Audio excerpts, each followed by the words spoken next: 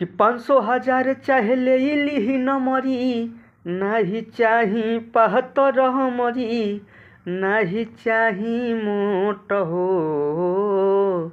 कि ये बाबा हमारा दूल्हा चाही, कि ये बाबा हमारा दूल्हा चाही, होखे नहीं छोट हो।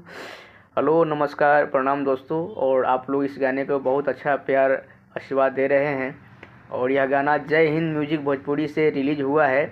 और जो भाई हमारे इस गाने को नहीं देखे हैं, आप लोग जाइए जय हिंद म्यूजिक भोजपुरी चैनल पे। जो मदन बाबा इसके वीडियो डायरेक्टर हैं, उन्हीं की यह कंपनी है और बहुत ही अच्छा तरीक़ा से उन्होंने वीडियो किया है, उसके लिए उनका बहुत बहुत धन्यवाद। और देखिए इस गाने को, और भी बहुत जल्द हमारा गाना आने वाला है। हो सके तो 2 तारीख को शूटिंग अपना रहेगा, तो आप लोग जाइए और इस गाने को प्यार आशीर्वाद दीजिए।